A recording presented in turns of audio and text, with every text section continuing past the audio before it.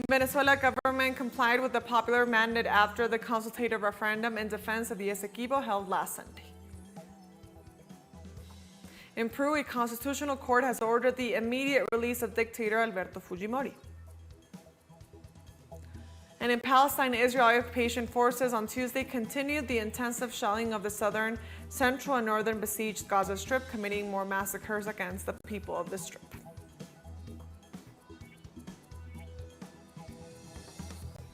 Hello, welcome to TeleSUR English. I am Estefania Bravo from the headquarters of Quito in Ecuador. This is from the south.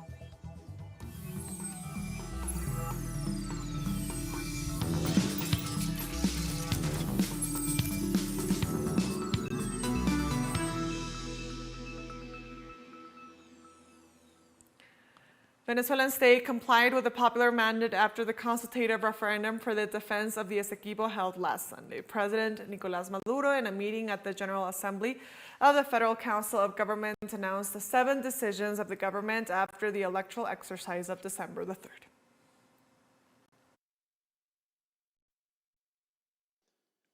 Activar de inmediato. Activate immediately the debate in the National Assembly and the approval of the organic law for the creation of the Guyana Esequiba and the implementation of the 5 decisions taken by the people of Venezuela, the 5 yeses in each of their parts, and I deliver to the President of the National Assembly, Dr. Jorge Rodriguez, the organic law for the defense of the Guyana Esequiba, organic law to regulate the creation of the state of Guyana Esequiba, and all the decisions of last Sunday.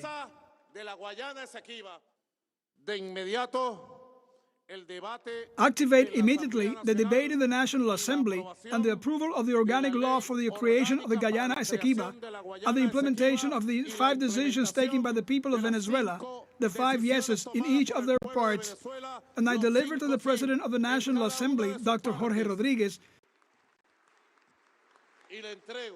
the organic law for the defense of the Guyana Esequiba, organic law to regulate the creation of the state of Guyana Esequiba, and all the decisions of last Sunday. President of Venezuela Nicolás Maduro affirmed that the participation of Venezuelans in the consultative referendum evidences an important agreement in the country. Ya nos autoconvocamos. We have already convoked ourselves to raise the issue, to welcome the blessed, brilliant initiative of the National Assembly, to call for a consultative referendum on the great issues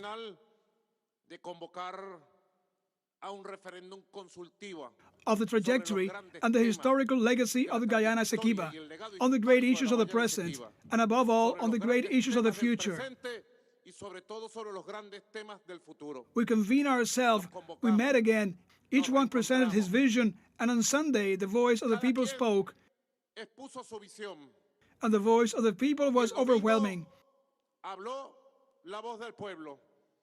In the 5 questions, the Venezuelan people showed an impressive consensus, an outstanding consensus of the position that has united, that unites and that must unite Venezuela on this great issue that has to do with the territorial integrity, with sovereignty and peace with the region, something extremely important. In Colombia, organizations and relatives of victims of forced disappearances demanded that request issued by the authorities. Family members demand attention to their request for access to documents related to military forces, intelligence, and the unit for the search of disappeared people after having no response regarding the whereabouts of their loved ones.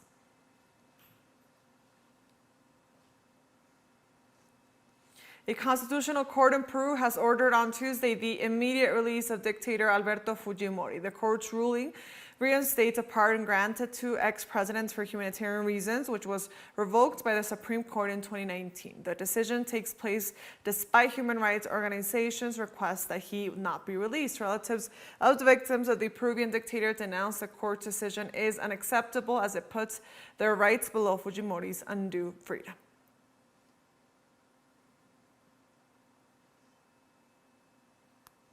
And continuing in Peru, citizens are unhappy with the ruling of the Constitutional Court, which ordered the release of Alberto Fujimori and called this Tuesday via social media networks for demonstrations in repudiation in the center of Lima.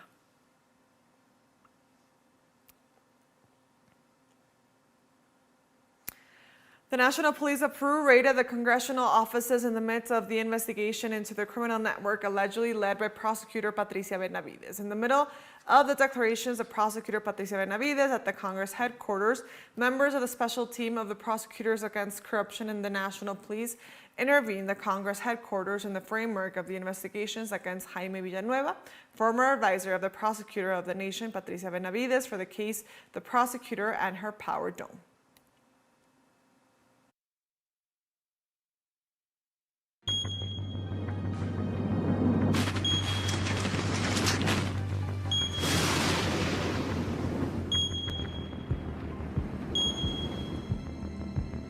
In Indonesia, rescue officials said 11 climbers were found dead on Monday after the eruption of Mount Merapi on the island of Sumatra, which is believed to have killed 11 climbers. Local rescue teams indicated that the number of people killed by the eruption increased to 13, while 10 are still missing and 52 have been evacuated from the site. Meanwhile, authorities reported that continued volcanic activity and bad weather conditions have obstructed the rescue mission, while volcanic ash has reached the foot of the hill.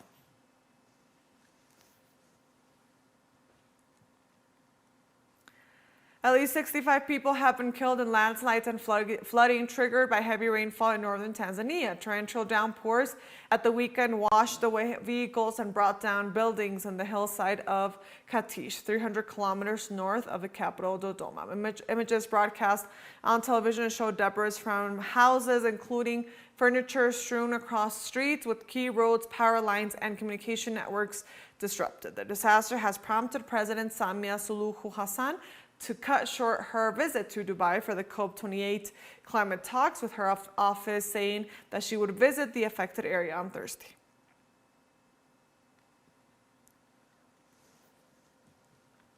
The world could exceed the 1.5 degrees Celsius warming threshold in just 7 years if the CO2 emissions continue to rise. A group of scientists warned on Tuesday, urging participating countries to act now. The Global Carbon Project study presented by the United Nations Climate Conference in Dubai warns that CO2 emissions from coal, gas, or oil will reach a new record in 2023. Pollution from fossil fuels increased by 1.1% last year, according to the research by this international consortium of scientists. The study emphasizes that China and India have become respectively the world's first and third largest emitters of greenhouse gases.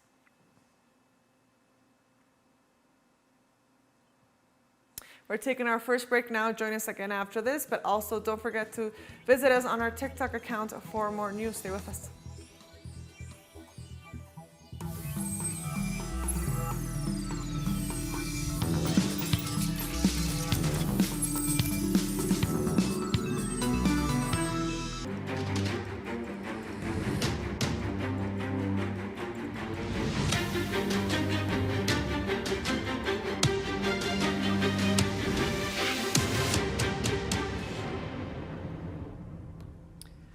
Welcome back. Israeli occupation forces on Tuesday continued the intensive shelling of the southern, central, and northern besieged Gaza Strip, committing more massacres against the people of the Strip. The death toll in Gaza has so far reached 16,000 since the start of the Israeli aggression on October 7th, including 1,240 who were killed after the end of the humanitarian truce on December 1st.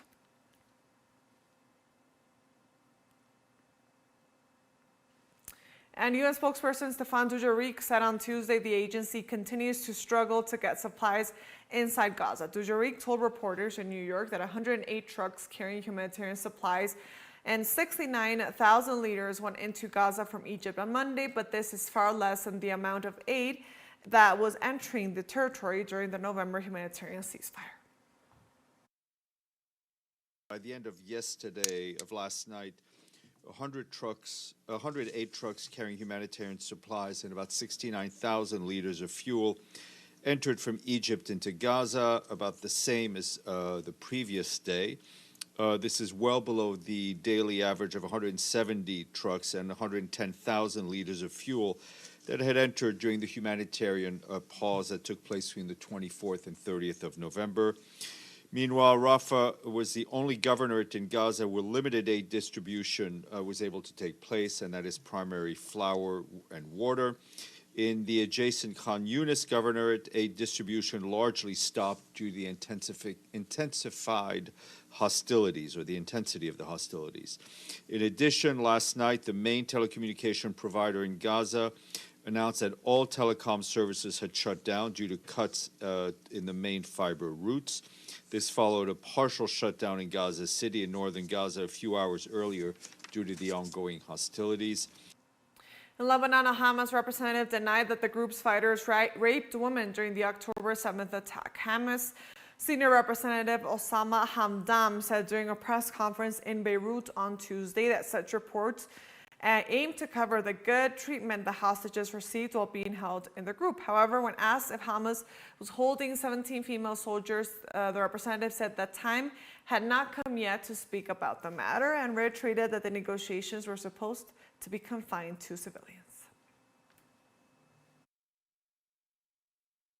The Zionist claims and lies that some women were raped come to cover the images of good treatment that the Zionist settlers and foreigners received in Gaza that categorically deny these claims, as these images bothered the Zionist entity that desperately tried to satanize our steadfast people and solid resistance.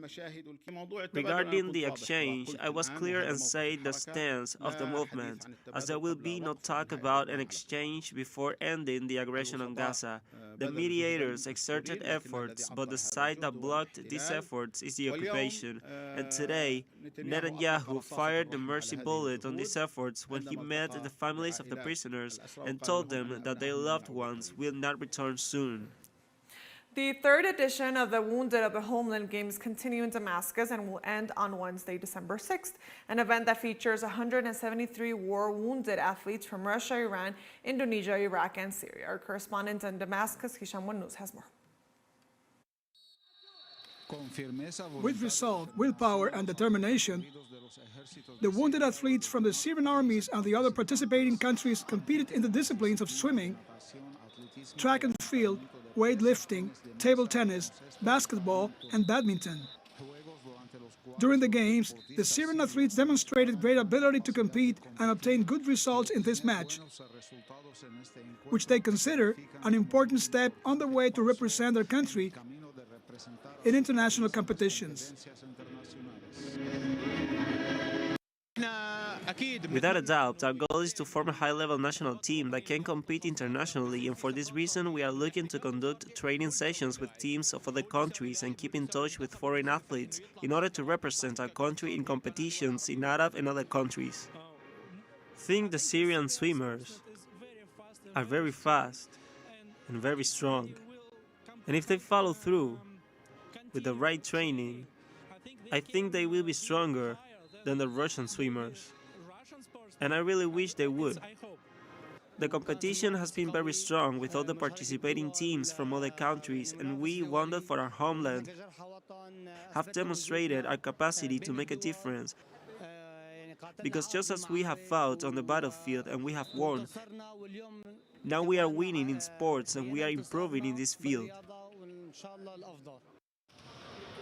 The event, organized by the Syrian Association Wounded of the Homeland, together with the General Sports Federation of Syria, at the Tishreen and Al-Faya sports complexes in the Syrian capital, is a space where the wounded of the Syrian Arab Army demonstrate that although they can no longer serve in the military, they refuse to be defeated by their wounds and bet on continuing their lives in other fields, including sports, in a clear demonstration of their attachment to life and their determination to move forward after long years of war and blockade imposed by foreign powers.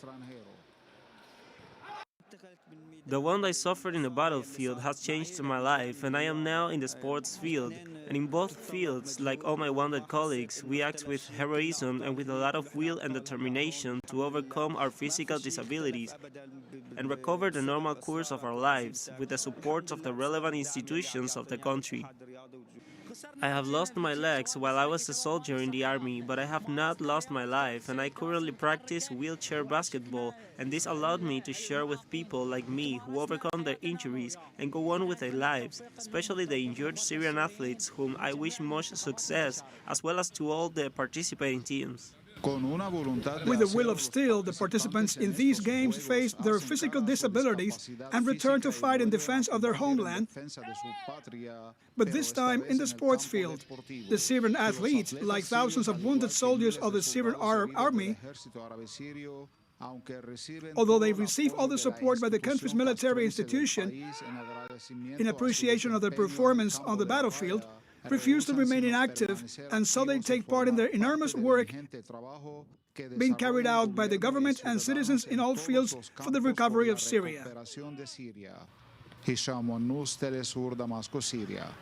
We're taking our last break now. Join us again after this, but also we want to invite you to join our community in WhatsApp for our English-speaking audience. You can scan the QR code on screen to join directly and share the link to reach more people. Stay with us.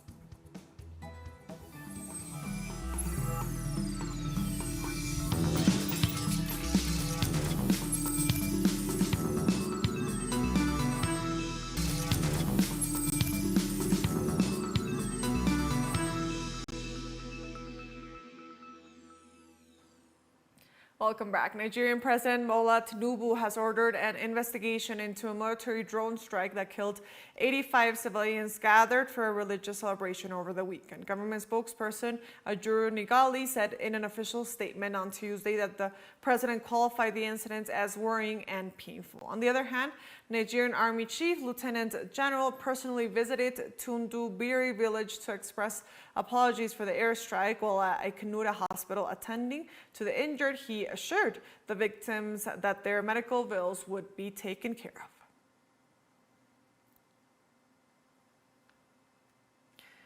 Negotiations between Sudanese armed forces and the rapid support forces in Saudi Arabia's port city of Jeddah have been definitely suspended by Saudi, U.S., and African mediators. According to Sudan's media, the suspension comes after the two sides failed to meet their commitments to implementing confidence-building measures and withdrawing military forces from key cities.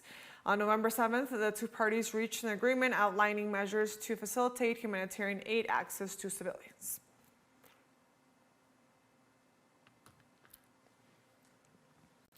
UK Home Secretary James Cleverly said on Tuesday that he feels very strongly that a new asylum treaty with Rwanda addresses legal concerns raised by the UK Supreme Court. Last month, the UK Supreme Court ruled that the plan to send asylum seekers to the West African country was illegal because it said Rwanda is not a safe country for refugees.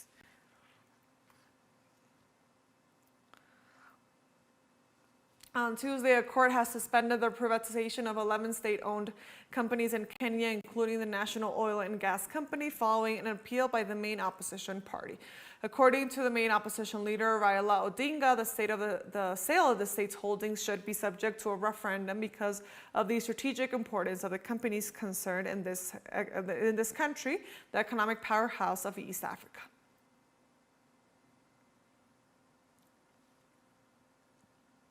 And the Imhotep Museum in Egypt reopened its doors to the public after more than a year closed for repairs.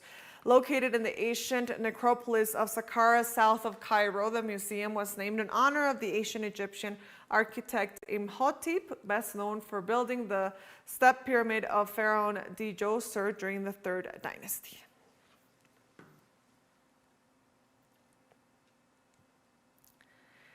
And with that story, we've come to the end of this news brief. But remember, you can find these and other stories on our website. But we also want to thank our Caribbean audience, especially the audience of Trinidad and Tobago. We are so pleased to share our newscast and contribute to providing an alternative news source to the world. You can also find us on our social media accounts on Facebook, on X, and on Instagram, as well as on our website.